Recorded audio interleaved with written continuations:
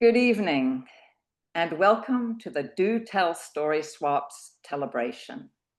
My name is Katie Mangan, and I shall be your host for this evening. Brandon Spars, the swap facilitator, can't be with us tonight, nor can Sabine, our student teller. But we are thrilled to have Sharon Elway to share one of her amazing stories.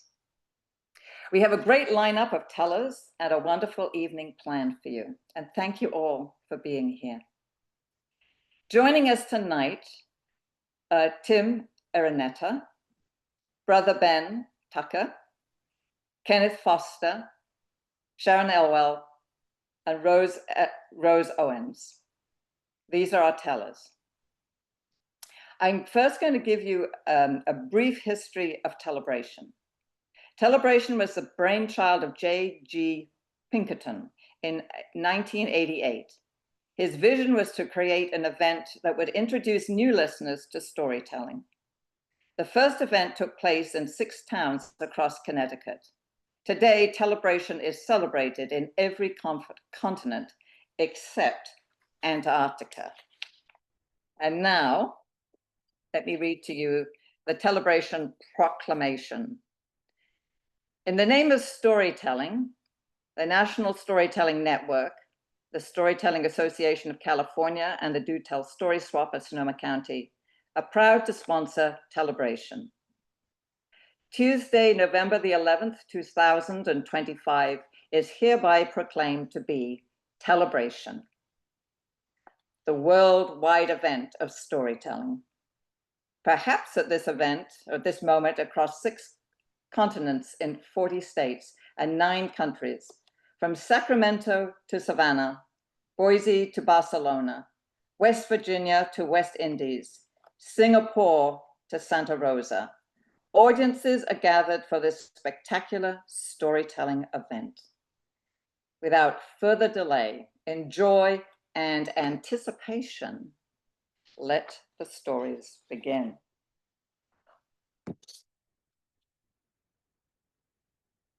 So our first teller tonight is Kenneth Foster.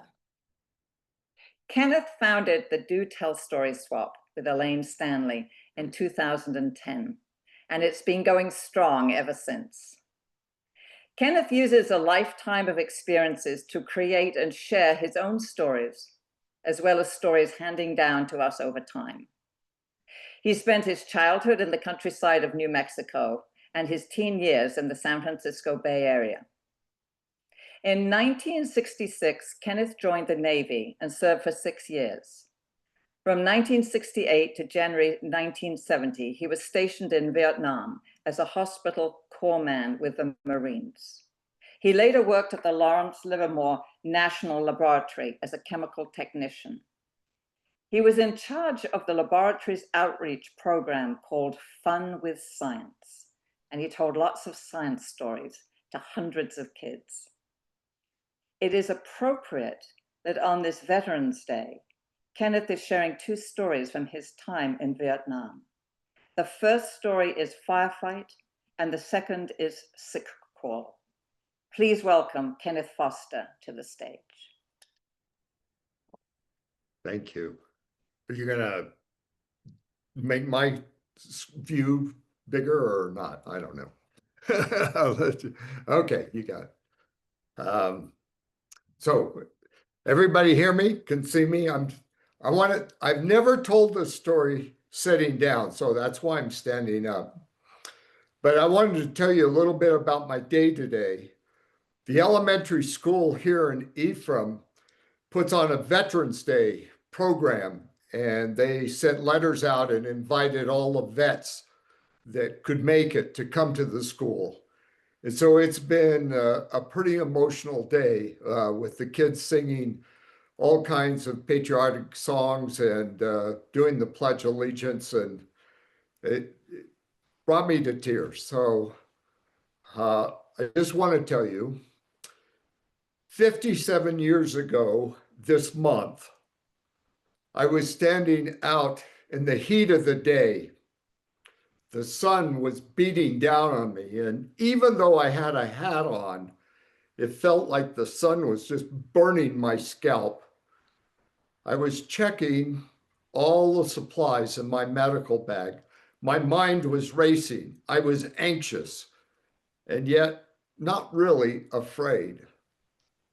As a Navy hospital corpsman, I was assigned to the 1st Marines, 7th Battalion, and sent to LZ Baldy, which was southwest of Da Nang.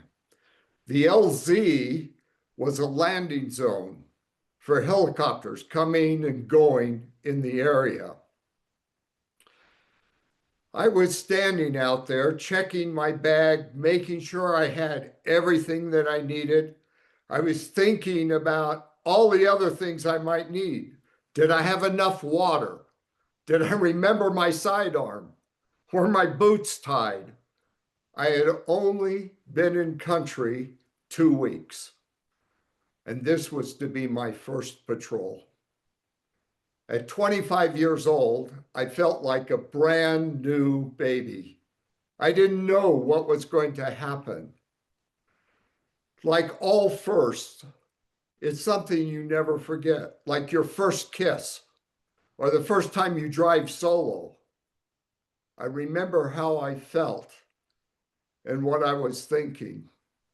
This particular patrol was to be a cakewalk. It started late in the afternoon. It was extremely hot, and the harsh vegetation of the surrounding area was in contrast to the soft red soil that was wet and clammy. There was water everywhere, which you tried to stay out of. Now, the Marines in the squad that I was going out with had been in country for a while, so that made me feel a lot better. I had checked and double checked my medical bag. I was ready to go.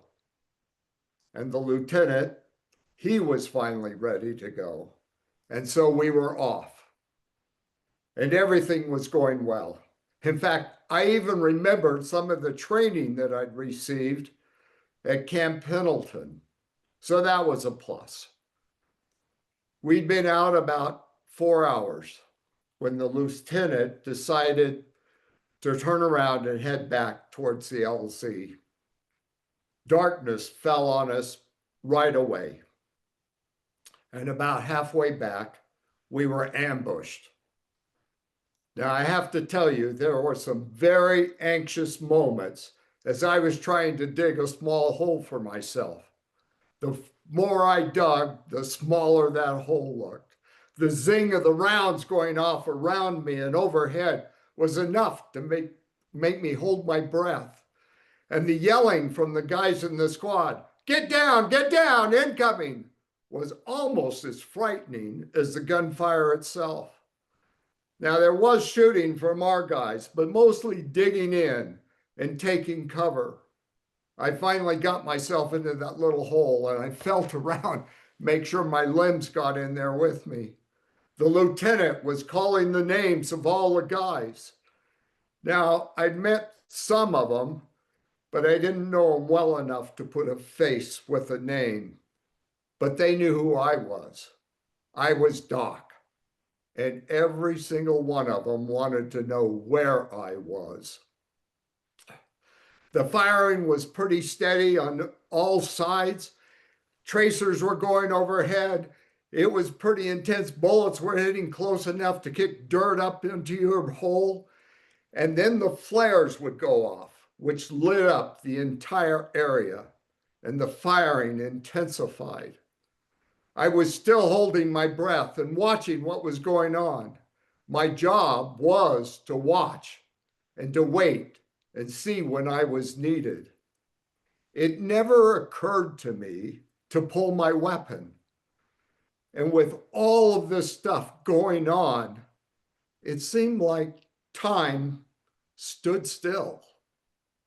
And my mind switched to rapid, fast forward thought. I was thinking about all kinds of stuff.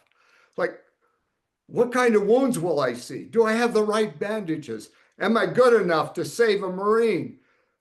And I remember thinking about the tracers going overhead and how beautiful they were. And I was thinking, who picks the colors of the tracers? Do we use blue because we're true blue? And the gooks use red because they're commies? Who chooses the colors? And what was that poem Mrs. Griffin was trying to get us to learn in 10th grade about keeping our heads when all about us are losing theirs? I was wondering if that was literal. How low can I get in this hole? And just then, a young private jumps up and starts running towards the enemy, firing his weapon. And I'm thinking, oh no, what's this crazy grunt doing? Get down, you're not John. Shoot, shoot, shoot, shoot. And then I heard, Corman up, Doc, Doc. I knew it. I saw it. And I knew that I had to crawl out there and patch him up. The thought of crawling across the jungle floor with bullets flying overhead was not a pleasant thought. And those tracers didn't look so pretty anymore. And I could hear the drill sergeant from Camp Pendleton yelling in my head, butt down, head down, crawl, crawl, crawl. I finally made it to the private, a handsome kid, about 19 years old, tall and slim, although his flak jacket and other gear added 30 pounds to him. Well, it wasn't a headshot. He'd have a chance to go home. He was breathing, he was moving, he wanted his M16. He was mad as hell that he hadn't inflicted more pain on the enemy. These were all good signs. He had a small hole in his gut right under the corner of his flak jacket. Easy to patch. Not the case for the backside. Big hole. It could have been much worse. I knew I could stop the bleeding. I knew I could patch him up. But dragging his butt back to cover was going to be much more difficult. I finished what I had to do. And then I yelled, cover us, we're coming in. An hour in a firefight is a lifetime. When there's only one color of tracers left in the air, the firing stops. The silence hurts your ears. Everyone is afraid to move. Finally, someone stands up, and we're on our way back to the LZ carrying the private. I had many duties as a hospital corpsman when I was in Vietnam. And one of those duties was to hold sick call in the local villages. This was both rewarding and scary at times. Sick call would usually be held outside. And if it was raining, we would try and find a classroom or a public building if the village had one. And if it was inside, it would be a dark room. There was no electricity in these classrooms, only a hole in the wall that served as a window and the only source of light. There might be a table or two in there and maybe a couple of chairs. When I went on sick call, I would have a translator with me to help me communicate with those that I was examining or talking to. And I would also have a squad of Marines that would watch my back. Normally, sick call was an orderly event. We would enter the village, and those who wanted to be seen would start to line up. They would watch us very intently, mostly in silence. And as we started getting things organized and set up, the villagers would relax and start talking with each other. In fact, I think they even like to argue with each other because the sound of their voice and their chatter increased in volume until it became a cacophony of noise that just never ended. When sick call started in earnest, I would be totally focused at the job at hand. trying to shut out all that extra noise, trying to listen to my translator, examining my patient. And at this point, the squad of Marines would have to be on high alert because I wouldn't be paying attention to any of that. I remember this one morning, we were in a classroom. It wasn't raining, but everything was soaking wet from the night before. And so we chose to be in the classroom. I remember there was a cool breeze blowing through the village, which helped with the humidity. Everything was going smoothly. I was examining a little girl's foot. She stepped on some razor wire and had some deep cuts in the bottom of her foot. She even had an infection going on.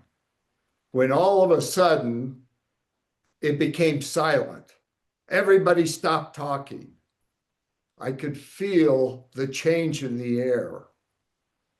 A young man in black pajamas had jumped through the open window and grabbed my medical bag and was heading for the door.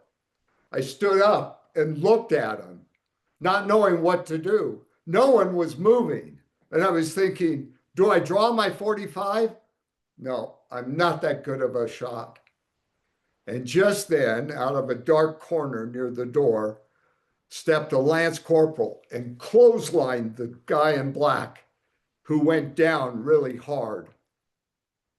The lance corporal leaned down, grabbed my bag, and tossed it to me. And he said, "Sorry for the interruption, Doc." I turned around and looked at the little girl. She smiled, and I went back to work on her foot. The next time I looked up, the young man in black was gone. I don't know what happened to him, and I didn't ask. I finished the call, and we headed back to the LZ. It was a moment of reflection for me. And I remember thinking, that young man in black could have done 100 things worse than trying to steal my bag. I don't know if that little girl's smile was meant for me, but I took it anyway. I don't remember the number of sick calls I went on. I don't remember the number of patrols or the number of wounded after that first kid. I try to remember the handshakes, the thanks, Doc, the nods as they were airlifted out. I try to remember the smiles on the faces of the children and their mothers as I held sick call in the villages. Did I do any good? I don't know. I was there. I did my duty. If I had not been there, maybe that first kid and many others would not have made it home. That's what I want to believe. And lastly, I want to say I'm extremely grateful to the Marines that I served with, those who made it home and those who did not.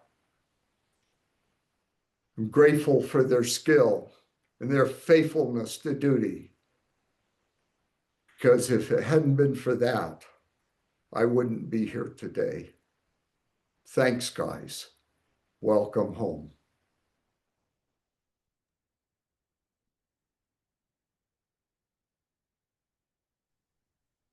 Oh, Kenneth, just great stories. Thanks. Thank you so much. I mean, the descriptions, and especially of that first fight, are terrifying. And I loved It how was. It was. and all those thoughts going through your head, and it's just amazing. Yeah. I want to ask, does anybody know the name of the poem that my 10th grade teacher tried to get me to know? It was If by Wadsworth. If you're a man, you'll have to look it up. It's a great poem. I did learn it. Well, thank you. Okay. It was Thank you. wonderful to hear those stories, especially on today. In an email, you told me that working again on the Vietnam stories had been a walk down memory lane, lots of happy and sad experiences. Yeah. But then you quote, this is a quote from you, but that is the fullness of our lives. And I want to thank you again, Kenneth, for sharing these stories and your experiences with us. Okay. Thank you. Oh, did I say that you are the founder? Yeah, I did. I Yeah, did yeah, you say did. at the beginning. Okay, you did. Sorry. Thank you again, Kenneth. Wow. Our next teller is Tim Araneta. Hi, Tim. Tim has just returned from the National Storytelling Festival held in Jonestown, Tennessee. He was one of 4 new voices. Congratulations, Tim. Thank you. Tim has always lived in California, except for when he attended Northwestern University and was a student of the theater program. And he expected to emerge as a stage actor or playwright, but on the way he discovered storytelling. He tells fairy tales, familiar favorites, and nearly forgotten stories that deserve new listeners. These stories are as relevant today as they were when they were first told hundreds of years ago. And this is a quote, and perhaps a warning. But don't expect unicorns and rainbows. He tells tales in all their grim details, where parents abandon their children in the woods to witches and monsters. And happy endings may include justice served up with an axe.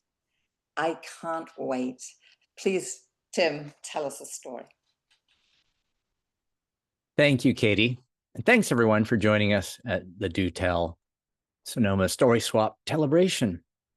Today, I have a wonder tale from Central Asia. It's a story from the Uyghurs, and it starts like this. Once upon a time, there was a young man named Shadan, and Shadan was a fisherman. His father was a fisherman. His father had raised Shadan alone, and every day they'd go down to the river, throw in their net, and bring up fish. Day in, day out, they made a meager living at it. But one day, as they were pulling their net out, they saw the most enormous carp they'd ever seen. It was bigger than the 2 of them put together. And Shadan and his father pulled and they pulled, but the fish was too heavy, too strong to come out of the water. They couldn't get it to shore. So the father said, Shadan, run home and get the axe. Then I can deal a killing blow to the fish. And that's the only way we're going to get it to shore. So making sure his father had good hold of the net, Shadan let go and ran home. But he couldn't find the axe. And so he came back to the shore, grabbed onto the net and said, Father, I'm sorry. I couldn't find the axe. And his father's like, you foolish boy. All right, anchor yourself. Hold on tight. Don't let this fish go. I'm going to have to go find the axe. And his father left. Now, no sooner was Shadan there on the edge of the river, holding the net, alone with the giant carp, when the carp spoke to him. Young man, please do me a favor and let me go, for I am a parent. I have young ones at home. Can you imagine them losing a parent? Have mercy on me. And Shadan, his heart was touched. He wanted to show compassion, but he knew his father would get angry. And he said, I'm sorry. I can't let you go. My father would punish me.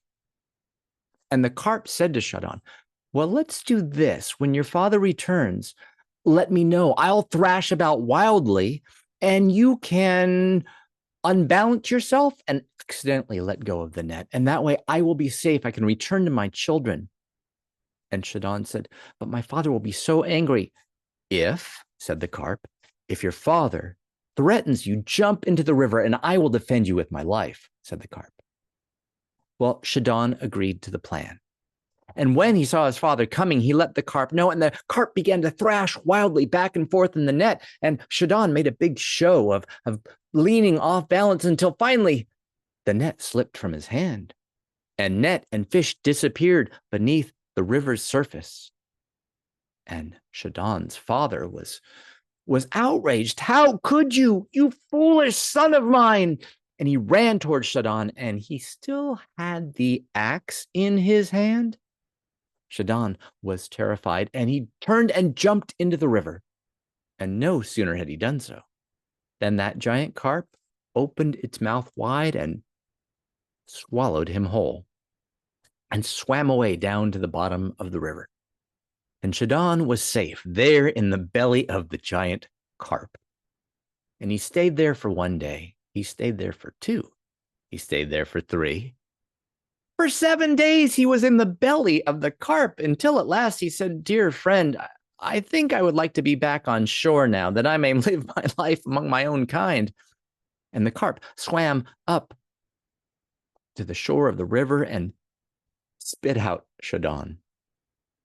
Shadon didn't recognize where he was. They had traveled a long way downriver. But the carp said, "Farewell, my friend. If you ever need assistance again, come back to this spot and jump in the water, and I will give what aid I can." Shadon thanked the fish and began to walk down the river. And he noticed this part of the river was traveling through a very deserty part of the landscape. No sign of villages or anyone living nearby. So he walked and he walked and he walked a long time. He walked all day until he saw the beginnings of a forest. And next to the river, there was a large cliff that went up and up. And then he saw, oh, there's a nest up there. But he heard the cry of alarm from the nest, shrieking and squawking. And then he saw 2 vultures peek over the edge of the nest. They were baby vultures, and they were crying, "Help, help us. There is a serpent approaching, a serpent who means to eat us all up." And sure enough, Shadon looked, and there was a great black serpent crawling up the side of the cliff. And you could see it was about to eat those baby vultures. So Shadon ran as fast as he could. He ran around the side, climbed up to the top of the cliff, and looking down, he managed to take up a big rock, and he aimed carefully and dropped it on the head of that snake, crushing the snake and saving the baby birds. And he asked the baby birds, "Are you all right?" And the bird said, "Yes, thank you so much. Come down here to our nest." And Shadon crawled down there. And the baby bird said, "Our parents will be so pleased that you have done us a kindness and saved us from that terrible serpent. But if they find you here in the nest, they're going to think you're attacking or trying to steal us. You better hide under our wings." Now, these were baby vultures, but they were large, so they stretched their wings over Shadon, and he crouched down. And just a moment later, 2 enormous vultures circled down out of the sky, gliding lower and lower until at last they flapped their wings once to land right in the nest. And that flap was so powerful, all the trees in the forest shook. Now, the parent vultures had a hedgehog that they were going to feed to the babies, and they expected the babies to be screaming and saying, feed me, but that's not what their little baby vultures were saying. They were saying, "Mother, father, we have a question for you. If a stranger did us a kindness, would it not be appropriate to do a kindness in return?" Oh, and at this, the parent vultures were so pleased. "Well, yes, of course. Oh, we're so glad you were listening, children. Yes, of course we would do that." "Well, then look over the side of the nest and you will see that a stranger has saved us from the terrible serpent." And sure enough, they looked over, they saw the crushed head of the snake, and they said, "Oh, happy day. Our foe has been vanquished. Who can we thank for this?" And the baby vultures lifted their wings to show off Shadon, said, "This young man has saved our lives."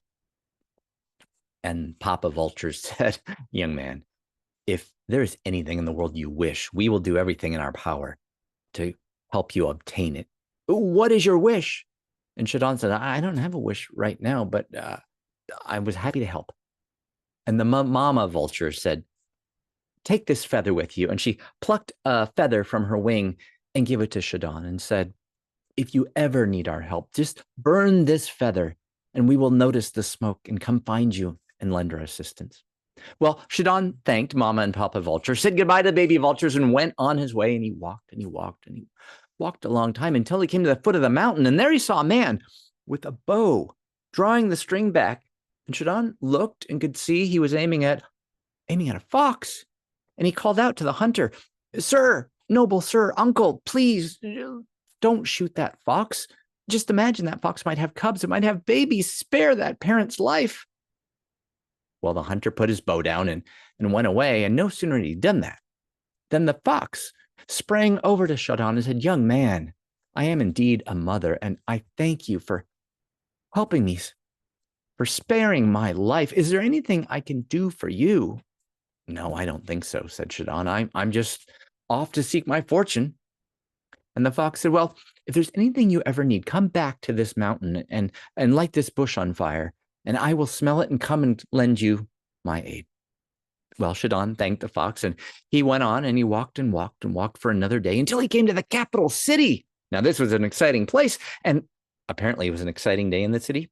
When he walked through the gates, he saw everybody running in the same direction. And so he joined the crowd. He said, "Why are we running?" "Oh, don't you know? Today's execution day." "Oh, execute. Ooh, that doesn't sound good. What's happening?" "Well, they're going to execute someone." "Oh, a murderer, I suppose?" "Oh, no. They're going to execute a suitor of the princess." Now, at this, Shadon was very confused. And when he got to the public square where he could see there was a man about to have his head chopped off, he said, "I don't understand what this man did." And the people around him exclaimed, "Well, you see, the daughter of the king, the princess, she's eligible to get married, but she has very strict conditions. She said, if anyone wants to marry me, they must hide for 3 days. And on the third day, I will come and find them. And if I find them, it's off with their heads. But if they can hide successfully from me, well, then I will marry that man." Now, what the people did not know, apart from the fact that the princess always won and that a lot of young men had lost their heads, was that she had a magic mirror. And on the third day, when she went out to look for those suitors hiding, she would look in the mirror and direct its gaze here, there, everywhere, in, out, up, down, and she always found them. Shadon turned and left the square before the execution happened. He was sick to his stomach. "I can't believe how cruel this place is. All these young men going to their deaths. They said at least a dozen have lost their lives, and I can imagine this person will be executed, and the next suitor, and the next, and the next. I wonder if there's anything I can do to put a stop to this." And he thought, and he thought, and he thought. Well, the very next day, he presented himself at the castle because he had a plan. And he announced himself. He said, "Please tell your princess that I am here as a suitor for her hand in marriage, and let her name any contest, any challenge. I am up to it." And so the steward took the message to the princess, and the princess said, yeah, tell him the usual business. Go and find a place to hide. If I can find him, he loses his head. But if he successfully hides from me after 3 days, and I can't find him, I will agree to marry him. And the steward came and explained all this to Shadon, and Shadon left the castle, and straight he walked for 3 days until he at last got to the very edge of the river where he had left his friend the carp. And he jumped in the water, and the carp said, "What do you need, Shadon?" And Shadon said, "I need a place to hide, or it's my life." And he explained the whole situation. And the giant carp said, "Of course, you have saved my life, I will save yours." And so he swallowed Shadon again, and Shadon went down in that carp's gullet. It's a familiar place. The carp swam down to the very bottom of the river and hid in a dark crevice, but not before telling all the smaller fish there to swim to the surface and kick up as much mud and silt from the shoreline as they could. So that clear water suddenly became very muddy and murky. Well, it was time for the princess to seek out her suitor. So she climbed to the top of the tower in her castle. She took that magic mirror and she gazed into it, and she looked everywhere she thought the suitor might be hiding, in mountains and in bushes and in caves. A lot of the suitors hid in caves, and not seeing them, she then turned her attention to the lakes and the ponds and the rivers. And then she noticed something strange in her magic mirror. There was a spot in the river that was all muddy and murky, which was strange because the rest of the river was flowing clear. So she had her mirror work its magic and peer closer and closer, and she could see under the water. She could see all the fish kicking up the silt. She could see the crevice. She could see the carp in the crevice. She could see inside that stomach of the carp. That's where her suitor was hiding. She called her minister and her guards. Go to such and such a place on the river, and you'll have to shoo away all these little fish, and then the water will be cleared, and then you'll see a crevice, and throw the net down, catch the carp, and bring up the carp. That's where the suitor is hiding. Well, the minister and the guards, they all went, and they were able to shoo away the little fish. They brought up the carp, and they shouted down in the water, "You may as well come out. We know where you are." And Shadon said to the carp, "My friend, you might as well spit me out. I'm a man of my word." And so Shadon came out and went gladly with the guard and the minister all the way back to the castle, where he was surprised to see that the king himself was arguing with his daughter. "Now, daughter, you have to give this young man one more chance. He's more clever than any of the other suitors. No one else has ever hidden in the belly of a carp. Give him another chance." At last she said, "Fine, father, I will. All right, hide again. I will look for you in 3 days' time." And this time, Shadon went to find the vulture. When he got far enough outside the city, he burned that feather, and the smoke went up into the sky, and soon he saw a giant vulture circling, and it came down and landed near him. "What can I do for you, my young friend?" And Shadon said, "I need a place to hide," and explained that the princess would cut off his head if she found him in 3 days' time. "Climb on my back," said Papa Vulture, "and we will stay up in the sky, never moving. We will be always on the move, gliding above the clouds. She won't find us." And so Shadon climbed on the back of Papa Vulture and sailed soaring up into the sky, higher and higher above the 7 layers of clouds. And for 3 days, he stayed up there, soaring, only coming down when the vulture needed to get a drink of water. Well, on the 3rd day, the princess took out her magic mirror, and she looked here and there, north, south, east, west. No sign of her suitor in any cave or forest, or at the bottom of any lake or pond. Then she turned her magic mirror up to the clouds, the 1st layer, the 2nd layer, the 3rd layer, the 7 layers, and then above, and aha! She saw a giant bird with a man on its back, and she looked in that mirror, and she saw, "That is my suitor." She called her minister and her guards, and she said, "This is going to be a tricky one because he's too high up for your arrows to bring him down. But I happen to know that vultures need to drink water, so go to such and such a mountain and wait by such and such a pool." The guards and the ministers did just that, and when the vulture landed, Shadon hopped off to stretch his leg and himself to get a drink of water. And at that, the guards and ministers jumped out and grabbed him, and the vulture was so startled he flew off. And, well, Shadon was a man of his word. He went back with the guards and the minister to accept his fate. But to his surprise, the queen was arguing with her daughter. "Now, daughter, this man is very, very clever. No one else thought to hide up in the sky above the clouds. You got to admit, he's smarter than your other suitors." "All right, mother, all right, I'll give him one last chance. But listen, you. My father argued for you. My mother argued for you. There's no one else who's going to argue for you. If I find you this time, it's off with your head." Shadon agreed, and he went off. Well, this time, he knew he had to talk to the fox. And he went to the mountain where he had met the fox, and he lit that bush on fire. And when the fox smelled the burning, she came running. And she said, "What do you need, my friend?" And Shadon explained that he needed a place to hide, and how he would lose his head if he couldn't. And the fox smiled and said, "Shadon, you should have come to me first.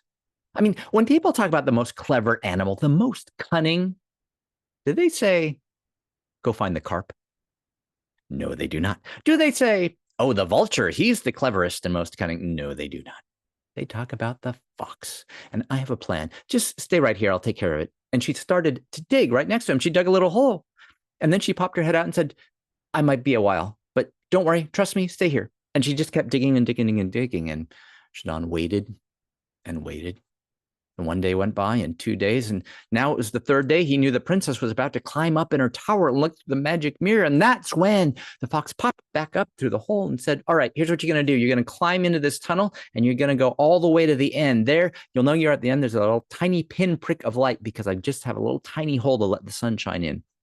"Where does the tunnel go?" said Shadon. "It goes all the way to the base of the princess's tower. She won't think to look right beneath her feet." And so Shadon thanked the fox, and he climbed into that little burrow, and he made his way on his hands and knees all the way back to the capital city under the earth until he saw that little pinprick of light, and he knew he was right underneath the tower. The princess was by now up in the tower with her magic mirror, looking this way and that, even up above the clouds, this way and that. She looked north, south, east, and west. There was no sign of her suitor, and she was getting frantic. She'd never gotten this close to actually marrying someone before. She was getting mad, actually. How was this possible? She had a magic mirror. How could this stranger from another, this shabbily dressed stranger, how could he out? She got so mad, she clenched that mirror so tight, she broke it into 1,000 pieces. Well, that was the end of that. She walked down out of her tower, standing on the ground, and she turned to her parents and all the ministers and said, well, I guess I'm going to marry this stranger. He's successfully hidden from me. And hearing that, he popped his head through the ground, and he was just almost right underneath her. And he said, all right, here I am. Well, her mother and her father, the king and queen, were so pleased. They took him right into the castle. They had him clean up. They put him a fancy robe, and they held a feast that very evening, a pre-wedding feast. There were 41 nobles and relatives there, and they had wonderful food and drink, and they asked Shadon to make a speech. And he said, I am honored, and I thank you for this celebration and this feast, but I have some distressing news for you. I have no wish to be married to this princess. I only entered the contest because I could not abide the cruelty I experienced in this place. I am returning to my home, and I wish you all a good life. And with that, he left, returned to his home. All the nobles and ministers and the king and queen were dumbfounded. The princess herself, her face was white with rage. And whether they ever turned over a new leaf and became kind, I'll leave it up to you to imagine. And that is the story of Shadon, the fisherman's son.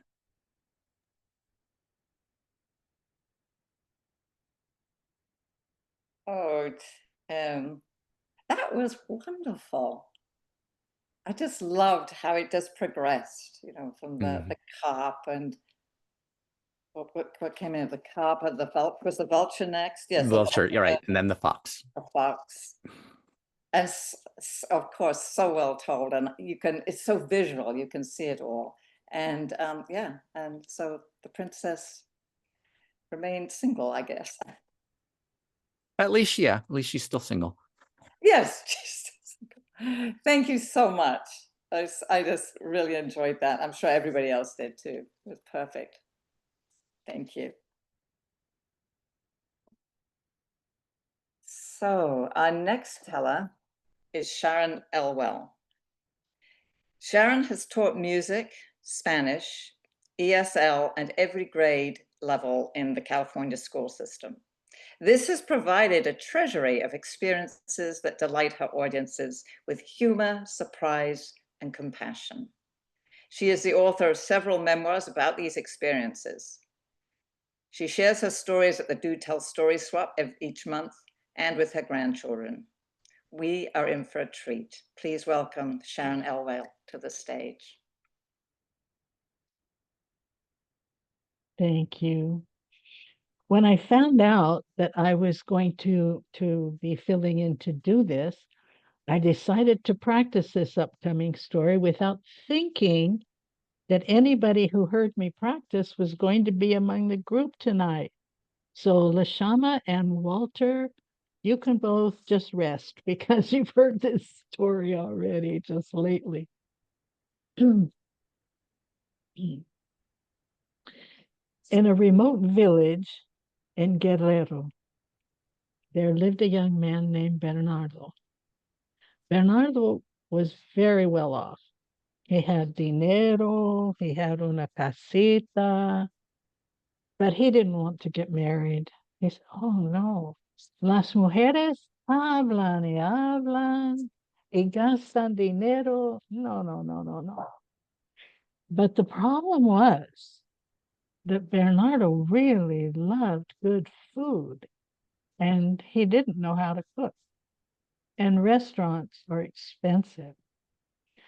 And one day his friend Elena said to him, Bernardo, why don't you just hire a cook? Ah, of course. So he made a poster and he took it down to the mercado and put it up. And the poster said, Cuarto gratis por una mujer que sabe coser. Free room for a woman who knows how to cook. And then he went home to wait. Well, the very next day, there was a knock at the door and a young woman. And she said, Soy viudita que sepa coser y necesito una ventana que puedo ver. I'm a young widow and I learned how to cook, and I need a window out of which I can look. So Bernardo invited her in and he showed her the kitchen. And she said, Oh, bien, bien. And then he showed her the bedroom that had a big picture window. And she said, Oh, bien, bien. And so he gave her money to go to the mercado to buy food. And once again, he waited. And that evening, he smelled the most wonderful smells coming out of that kitchen. Cebolla and ajo and pollo. Oh, and soon she brought him a big platter of arroz con pollo. And he ate every last drop. He would have licked the plate if he didn't think it was rude. And he was so full, so stuffed that he couldn't stay awake. And so right after dinner, he went straight to bed and fell asleep. And he woke up thinking that that was the best meal of his whole life. But later in that day, he smelled chiles being charred in the kitchen. And once again, he could hardly wait. And here came a big platter of chiles rellenos. Ah, and once again, he ate and ate and ate until he was so full that he couldn't keep his eyes open. And he went straight to bed and went to sleep. Well, they went on that way. On Sunday, she outdid herself. She made his very favorite chile verde and arroz con leche, rice pudding. Bernardo was beginning to think marriage wasn't such a bad idea after all. And so he said, Cookie, why don't we get married? And she said, Bien, bien. And so they did. One day, not long after, she was at the market when his friend Elena came over. And she said, Bernardo, I heard you got married.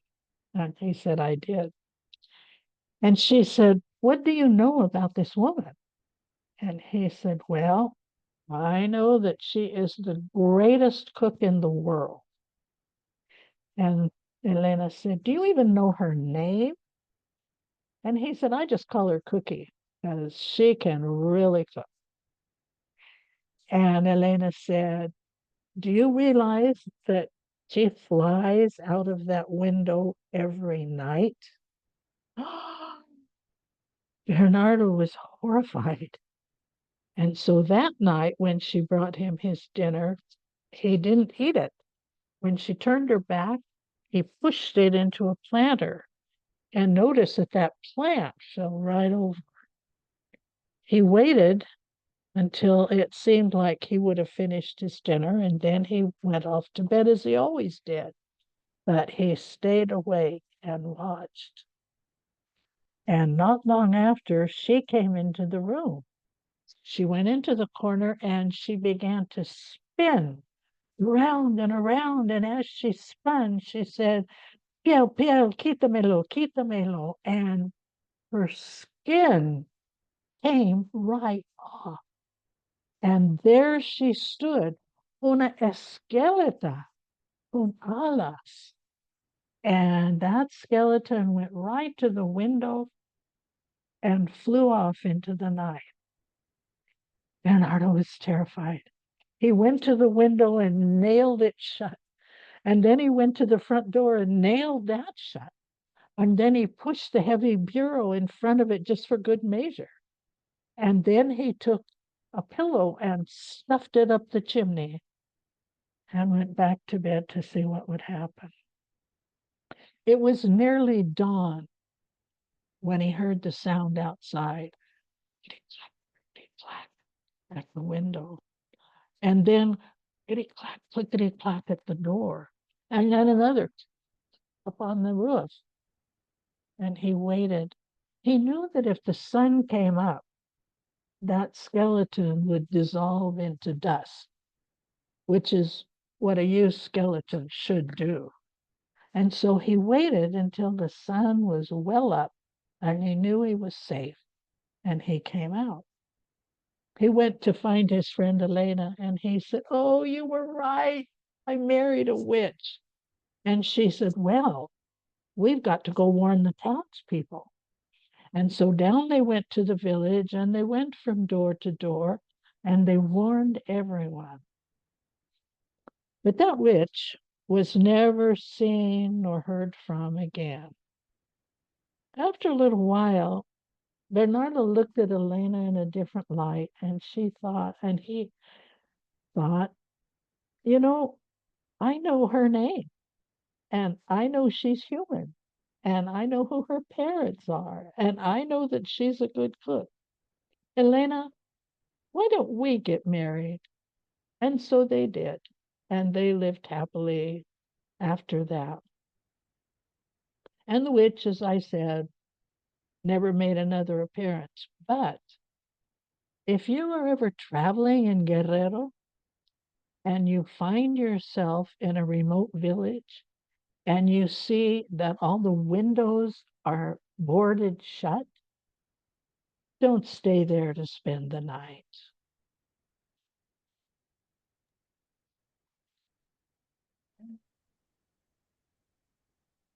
Oh, Sharon, that's such a great story.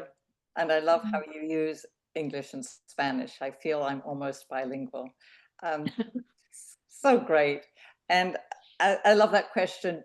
Do you even know her name? And, you know, it reminds us that we do need to think for ourselves. We do need to ask questions. It's just so great. It's a lovely story. So thank you so much. Really appreciate that. So our next teller is Ben Tucker, and he's known as Brother Ben. He was an All-American and international track star and a lifelong educator, a singer, author, and gifted storyteller. His stories are of historical figures, personal stories, and folk tales. He is a board member of the Storytelling Association of California and the Prescott Circus Theater of Oakland, California. Through his storytelling, he shares experiences that inspire, connect generations, and celebrate the power of perseverance and voice. Please welcome Brother Ben to the Do Tell Story Swap stage. Thank you. Thank you. It's a pleasure to be here this evening on Veterans Day.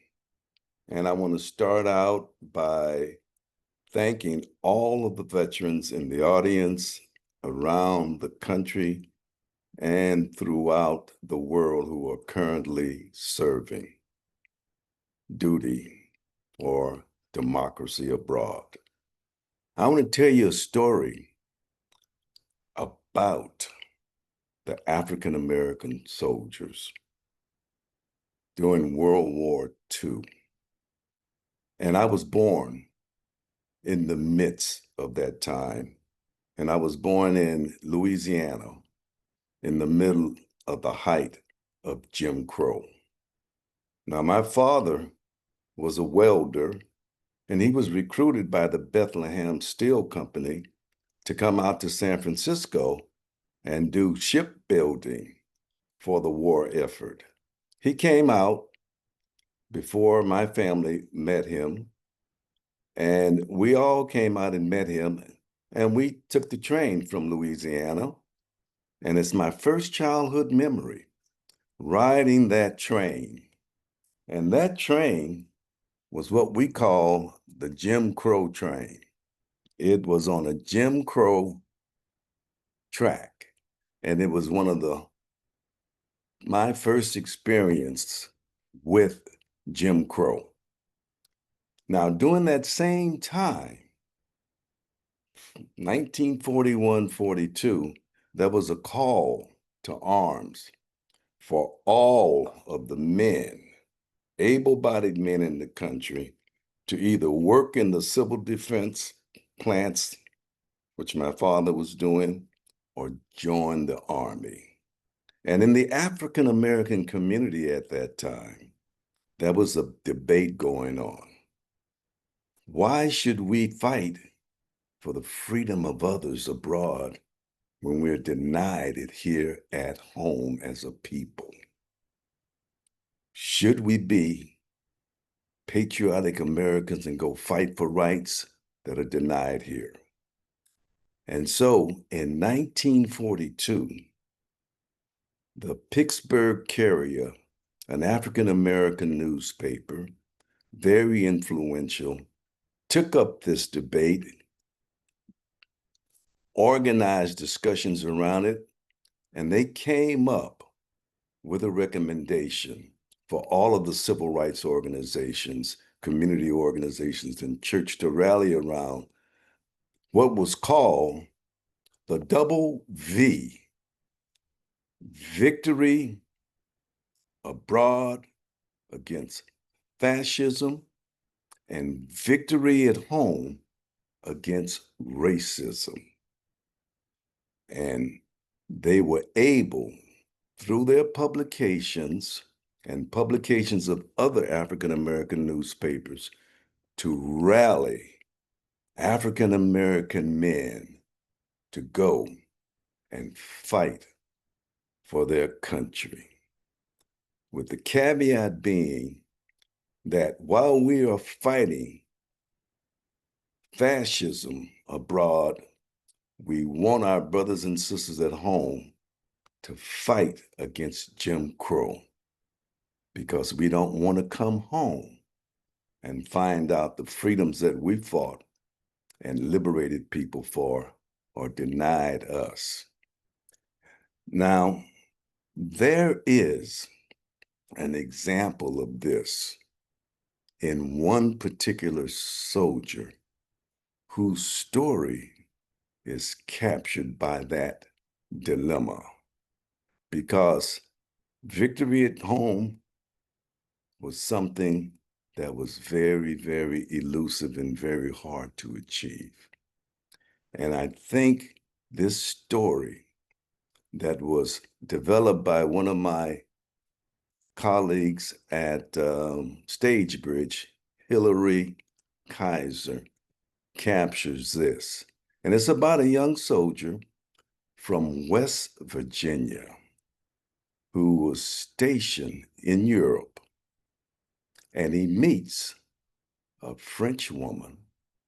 They start to date, and they fall in love, and she's pregnant. And this soldier goes to his commander and asks for permission from the military to wed his fiancée, who is carrying his child. It happens all the time with white soldiers. Never was a problem. He had witnessed it. But he was denied, and he was very, very angry, very frustrated. And so I'm going to tell you what he did.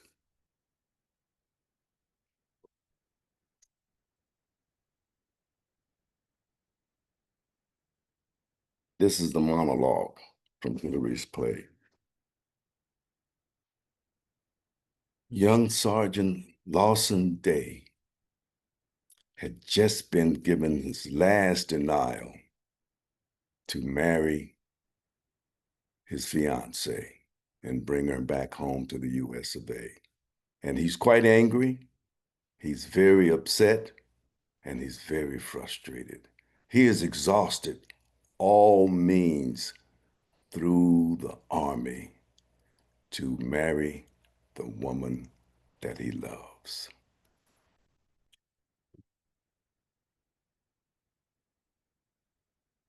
It ain't fair. It just ain't fair. But who was I kidding? Things ain't ever been fair for Black folks in America. I love this woman and they won't let me marry her. I can't stay here in Europe. I can't bring her back to America. What am I going to do? But then I got a crazy idea. If the army wouldn't help me, I was going to go above their heads because I'm an American citizen. I'm in the military. I have my rights. And so, what he did, he sat down on his bunk and said, I'm going to write a letter, and I'm going to write a letter to the U.S. Supreme Court. Sat down on that bunk of his, got a piece of paper and pen, and he commenced to write. And as he was reading aloud, he would also interrupt his writing with his thoughts. His letter goes like this. Dear Honorable Sirs. Wait a minute, should I call them sirs? Are there any women on the Supreme Court? Never heard tell of any. No, don't think there are any. Sirs. Dear Honorable Sirs, I am a regular Army man with 5 years of service in the U.S. Army. Now, I landed in Normandy with my battalion, all Black battalion, because, as you know, sirs, the Army is segregated. Now, should I tell them about my medals? Nah, they might think I'm bragging. Oh, what the hell? I won those medals. I need to put that in there. I landed in Normandy, and with my battalion, I helped liberate France. And after the war, I was given 4 battle stars. Now, I re-enlisted and asked to remain in Europe. I was stationed in France, and I met a French woman at the Red Cross. Maybe I shouldn't mention where we met. No, I'll take that out. They don't need to know where we met. Where I met a French woman, Mademoiselle Paulette Dupree. We fell in love. I asked her to marry me. And in 1946, she gave birth to my child. As soon as I found out she was pregnant, I applied to my commanding officer, Major Rick Dennison, for permission to marry my fiancée. But he refused to grant me permission because he said I was from a southern state, West Virginia, and West Virginia doesn't allow Negroes to marry white women. Sirs, I believe the Constitution of the United States says that it is unlawful to discriminate against a man because of his race, creed, or color. I beseech thee to please allow me to marry my fiance so that I can become the legal guardian of my child. Now, let's see. How should I end this? In the name of democracy and justice, I plead with you. I want to do the right thing. I do not want to abandon my fiance and my child and return to the United States without them. I guess that's about it. Respectfully yours, Private First Class Lawson Day. He seals up the letter, he stamps it, takes it to the post office, mails it off to the U.S. Supreme Court. And he says, nothing ventured, nothing gained. Now you ask me what happened after that? Nothing. For weeks, for months, nothing happened. I became distraught, didn't know what to do. My fiance, Paulette, was in France. I was in Germany. She was living with her parents. I had to carry on my duties just like nothing was happening. But then one day, I was summoned to meet with my commander, Commander Dennison, the very man who had denied my request. And he sat me down and he said, "Did you write this letter to the Supreme Court?" I said, "Yes, sir, I did." And he said, "Well, the Supreme Court sent your letter to the Pentagon, and the Pentagon wrote our commander and said that I had misinterpreted the laws, those miscegenation laws in the South, that I was not to deny you the right to wed your fiance. I was only supposed to inform you that if you married her and returned to the U.S., you would not be allowed to return with her to the state of West Virginia because of those laws.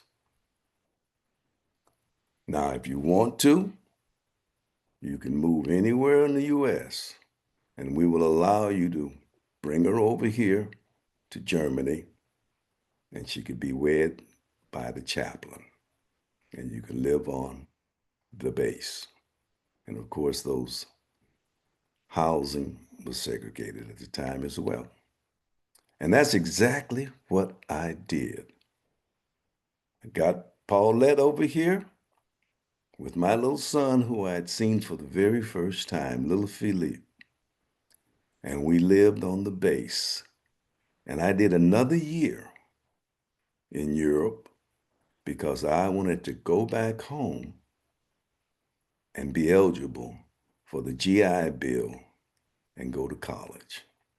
And that's exactly what we did. In 1947, I mustered out of the Army, didn't go back to West Virginia with her, couldn't go back to West Virginia with her.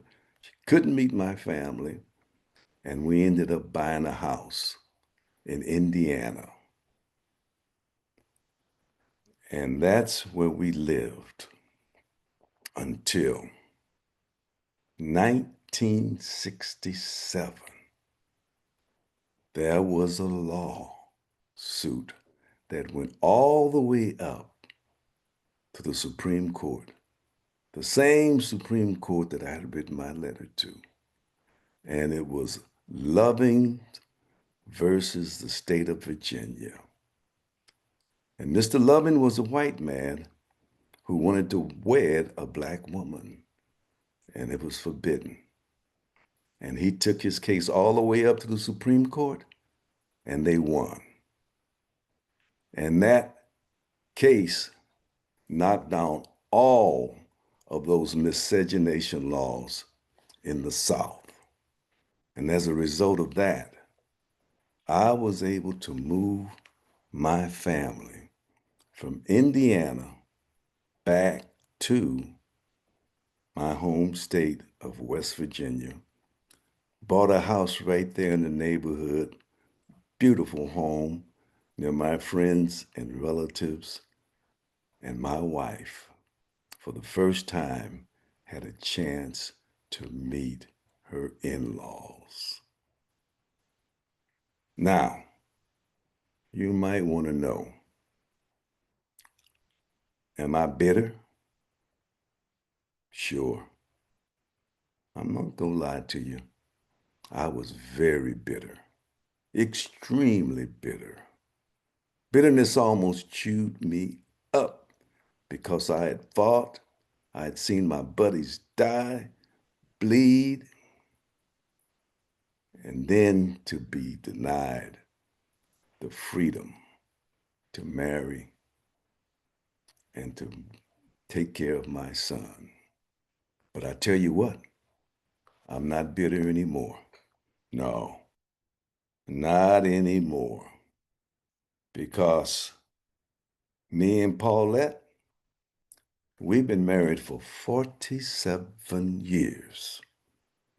We have 5 children and 12 grandkids. But you know, sometimes when I'm sitting here in this old rocking chair and that old sun is going down in West Virginia, and I sit and I rock and I think, what would have happened if I hadn't put my rifle down, picked up that pen, and wrote that letter to the Supreme Court? My whole life would have been different. So bitter? No, I'm not bitter. Because we fought at home against racism and Jim Crow, and we fought on the battlefields against fascism and Hitler, and we won. Yes, indeedy, we won. Thank you.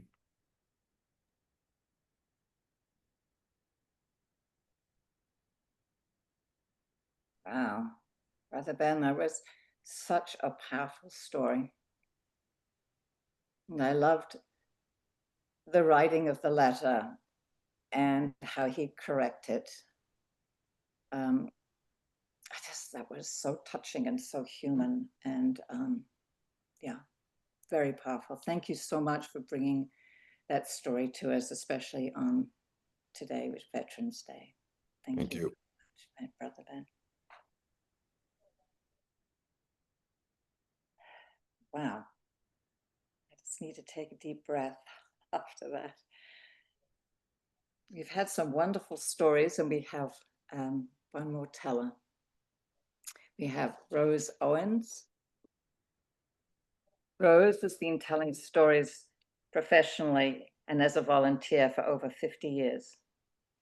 She writes many of the stories and adjusts other stories to provide a unique storytelling perspective. She shares her stories each month at the Do Tell Story Swap, and many of her stories reflect the joys and adventures of growing up as part of a blended family with 16 children. Her grandchildren know that whenever grandma comes to visit, there will be stories. Rose has a delightful story to share with us this evening, bringing the baby home. Please welcome Rose to the stage. Having a baby is an exciting event. And the next exciting thing is bringing the baby home. Now, when I had my children, it was customary to keep the mother in the hospital for 3 days, which was fine. That gave me time to bond with my new baby, get some rest, maybe attend a how to bathe the new baby demonstration, and possibly even read a book. And then it was time. They'd put me in a wheelchair and put my baby in my arms and wheel me to the front door, and my husband would be there to greet me, and then we would bring the baby home. 20 years later, more or less, when my daughters began having their babies, things had changed a little bit. They would have the baby on one day, and the next day, the nurses would put the mama in a wheelchair, put her new baby in her lap, wheel her to the door of the hospital, where her husband was waiting to bring her and the baby home, and they were on their own. Now, back in 1944, when I was born, didn't need to bring the baby home because I was born at home. My brothers and sisters were sent to the neighbor's house, and after the new baby was born, then they were brought home to see their new sister. And that worked out fine. Now, I was the last of my family to be born at home. 5 of my older brothers and sisters were born at home. However, my second oldest sister, Valda, was born in the hospital. Now, this was in 1934. And at that time, it was customary to keep a mother in bed for 10 days after a baby was born. Now, the doctor intended to keep the mother in the hospital for the 10 days. And I don't know whether it was economics or whether mother just didn't want to stay in the hospital, but she wasn't about to stay for 10 days. Dad negotiated with the doctor, and the doctor finally said, if you take her home lying down, you can take her home. So my father borrowed a truck, and he put a mattress in the back of the truck with some blankets, and mother went home from the hospital laying down.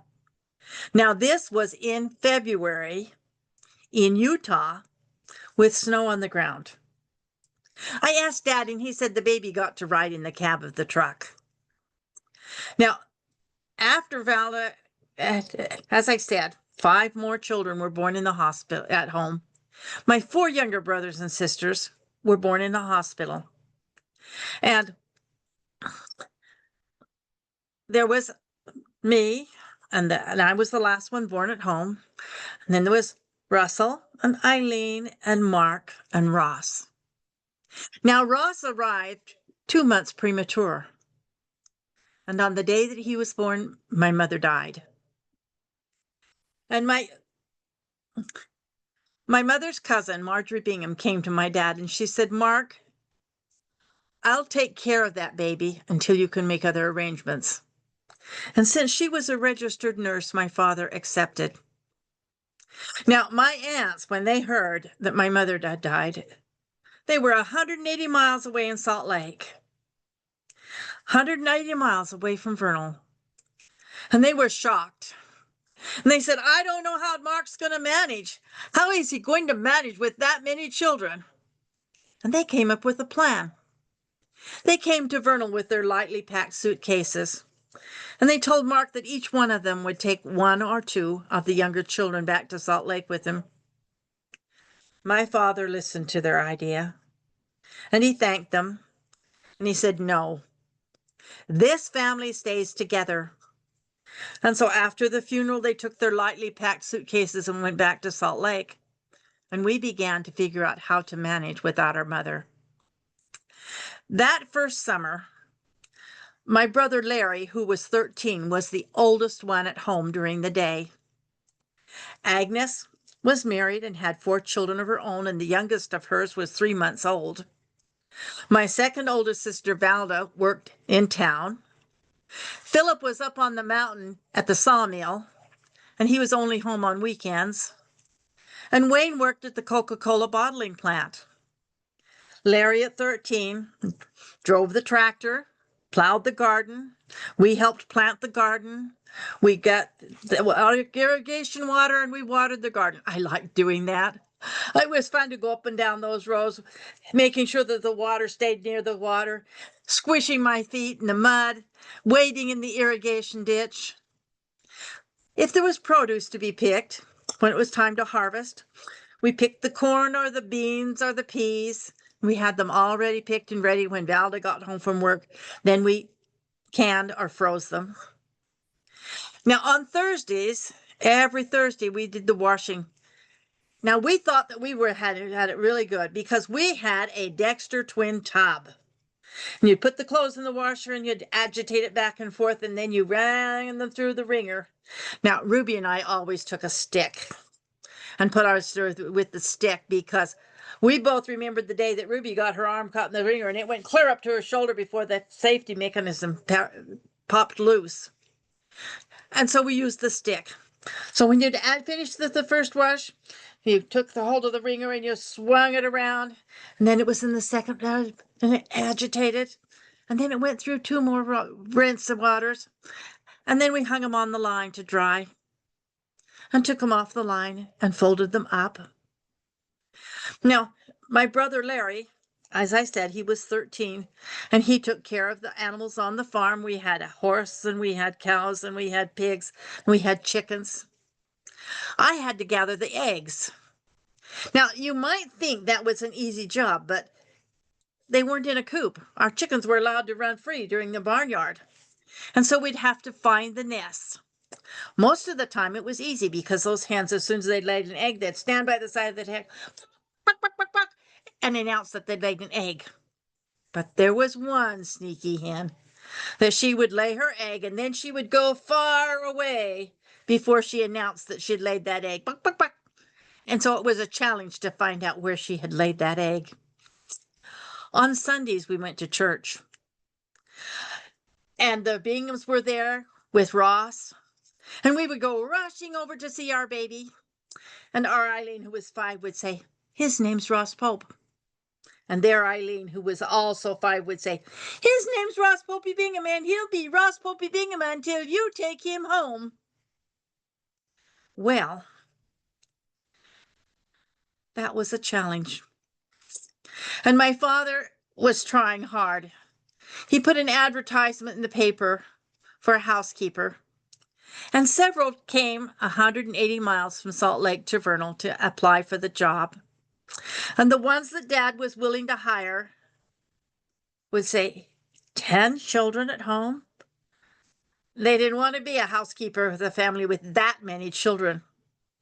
And the ones that were willing to work for us, Dad wasn't willing to hire. They all had their exacting requirements. There was one who said, "If I take this job, the dog has to go. I am not going to be a housekeeper in a house with a dog." Well, we'd had Shorty for years. There was no way Shorty was going. So my dad gave her a ticket, put her on the bus, and she got to go back to Salt Lake. Dad eventually decided that he guessed that what he needed to do was to marry again. And to put it in his words, he said, "I commenced to think of the widow women of my acquaintance. And I thought of Ella Durfee. Her husband had died the year before in a mining accident, left her with 5 children.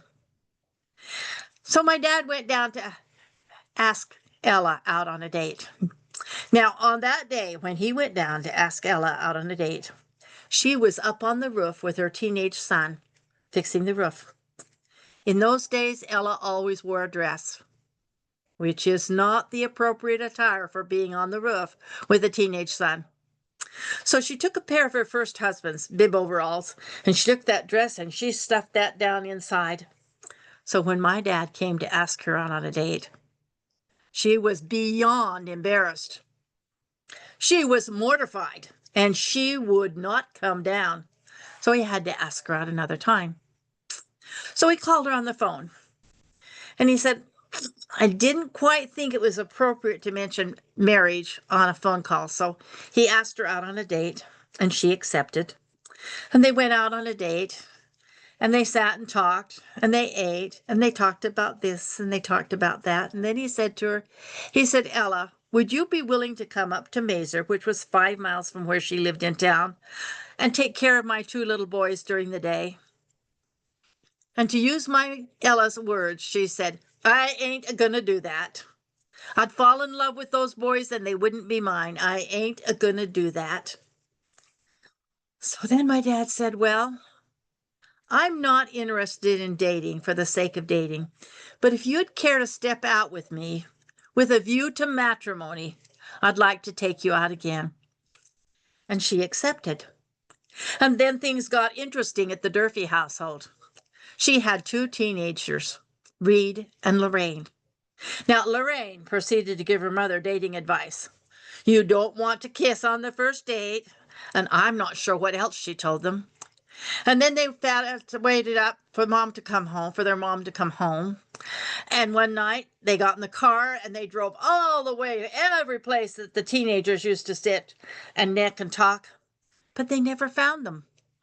We later found out that's because they drove 30 miles to Roosevelt to do their dating because they knew that people talked and they didn't want the people in Vernal talking until they knew what they were going to do. Now, one night, when Reed and Lorraine were waiting for their mom to get home from a date, they heard the car drive up. They heard the car door shut, and they waited, and they waited, and they waited, and Lorraine opened the door and peeked out, and they were kissing. When her mother got in the door, she said, Mama, do you know what kissing leads to? Well, yes, Ella did. Kissing leads to marriage, and she accepted, and she and my father were married. Now, that first week that Ella and Dad were married, Dad would come home 5 miles from town to see how the family was doing, and then he would go up and spend the night with his new bride. Now, during the day, Ella came up to our house in Mazer. There was some arranging to be done because her 4 younger children would be moving in with her. Now, she and Dad would take the smallest bedroom and put in a crib for the baby. And the bigger bedroom upstairs had 2 double beds and a twin bed. Ruby and I were left in our little bedroom downstairs. There wasn't room for anybody else in there. And Mother took 2 twin beds, and she took wood and built a framework. Ella built that framework and bunked those 2 twin beds, and the 5 boys were sharing the downstairs bedroom. Well, after that week, when we moved the 4 kids in, and when things were settled down, well, more or less, it was time to go get Ross. Now, Ella came to my older sister, Valda, and she said, Valda, you go with your dad to get Ross. She says, because if I go, I'm going to cry, and Marjorie's going to cry, and I just can't do it. And Valda said, no, I can't do that. So then she came to my older brother, Philip, and she said, Philip, you go with your dad to get Ross. Ross was 9 months old by now. She said, you go, because if I go, Marjorie's going to cry and I'm going to cry and I just can't do it. And Philip finally said, yes, he would go. Then my dad heard about the plan. And my dad said, no, you're going to be this baby's mama. You're going to go. And Ella said, but I'm going to cry and she's going to cry and I just can't do it. Yes, you can, my father said.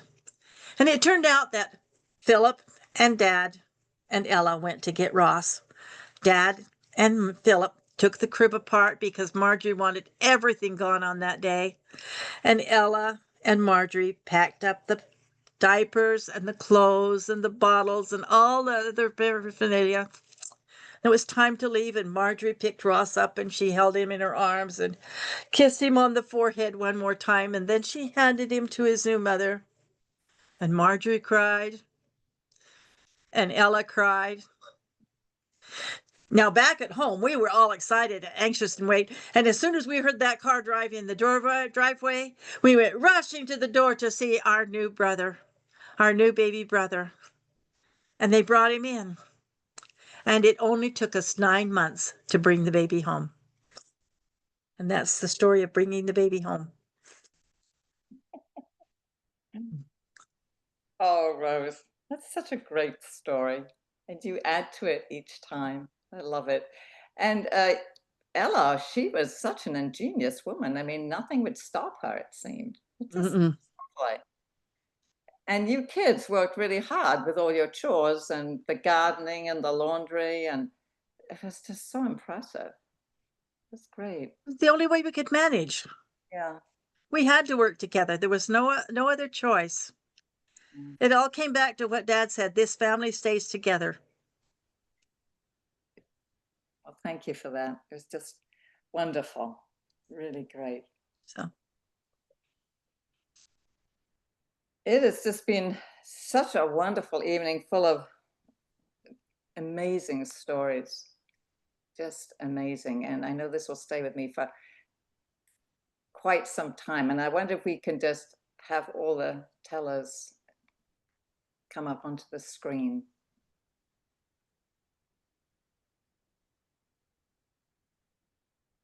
Vicky, can you do that?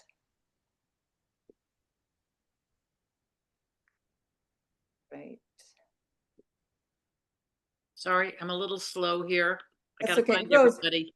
okay, Rose, can you tell us, do you have any events coming up that you'd like to tell us about? And also, do you have any information you'd like to put in the chat? okay, on the, what is it, the Saturday, the 22nd, is it the 22nd? Yes, the Tail Spinners are doing a celebration. I will be telling at that. In December on the genre storytelling, I'm sharing a story on there. And the other thing I wanted to share was that on every year at the LDS Temple Grounds in Oakland, California, from November, Thanksgiving time through December, they have Christmas events, Temple Hill events. And 10 years ago, no, closer to 15 years ago, I came forward and I said, why don't we have storytelling there? And I brought storytelling to Temple Hill, and I'm known as the Temple Hill storyteller. And on the 15th, I am going to be telling 2 performances of Christmas stories. And on the 13th, which is a Saturday, I'm going to be telling stories for young listeners, also on Temple Hill. And I will put the information in the chat, the link that will give you the information for that. So that's kind of what's going on with me. Thank you, Rose. You're going to be very busy. Yes. Brother Ben, can you tell us of upcoming events that you'd like to share with us? You're muted. Yes. 2 upcoming events, month of November. This Saturday, I will be doing another celebration with the Sacramento Storytelling Guild. I'll be on Zoom, and that'll also be in-person telling as well. And then on the 23rd, I am part of a production team of 3 other people, and we are called What's Your Story? And we will be celebrating our 3rd anniversary at the Monkey House in Berkeley on Sunday, November 23rd at 2 p.m. And that is a in-person storytelling performance. And I'll put that information in the chat. Perfect. Thank you so much. Tim, do you have events you'd like to share with us? I don't have anything coming up right in the near future, but you can always check in on my website, timaraneta.info, whenever you want to see where I'll be appearing next. Perfect. Thank you. Sharon, what have you got on the calendar?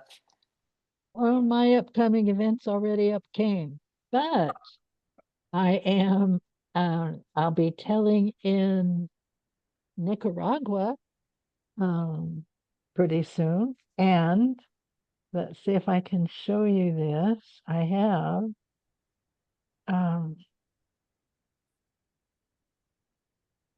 I'm going to be telling to this guy who is my new great-grandson, and he lives in Spain.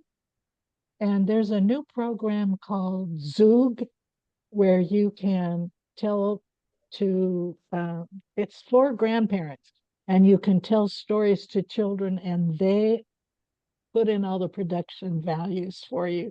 It's really, really a cool program. So if you're interested or you have any children that you want to impress, you can get on there and all you have to do is tell the story and here come the trees and the birds and all of the, stuff. So it's really cool. It's ZOOG, Zug, and they're based in Tel Aviv, and very, very cool. Great, thank you. Kenneth, I think you said that you didn't have any events coming. No, I'm actually going back to the wood shop, make some bowls. Oh. So thank you. Well, thank you all so much. I mean, you've made this celebration so rich this evening. It was just wonderful. Just want to thank you all. Yeah, we'll be talking about this. This is, I think, our 15th celebration for the Do Tell Story Swap. I do have just a few thank yous. Thank you to the National Storytelling Network and the Storytelling Association of California for making the evening possible. A huge thanks to the Do Tell Story Swap Committee. We have Meg Brown, who is our co-chair. Thank you, Meg. Yay, you're awesome. Vicki Ness and Sharon Elwell, Beth Wakely, yay, Beth, and Brandon Spars, who can't be with us sadly today. And many thanks to Emma Spars for her generous support, managing the website and creating our stunning posters. And I really want us to give a huge round of applause for Vicki Ness, who is our very gifted and our unflappable technical director, because nobody else wanted to do this. And we're so grateful because you've done such a great job. Thank you, thank you, thank you, Vicki. We all really appreciate it so much. And a very sincere thank you to you, our audience. We so appreciate your enthusiasm and your love of stories. And remember that the swap meets each month on the second Tuesday. And so we hope to see you on Tuesday, December the 9th. And I think that's it, unless we have questions for our tellers. Thank you, Katie, for all that you've done for us tonight. We really appreciate you. You're welcome. You're welcome. A pleasure. Yeah.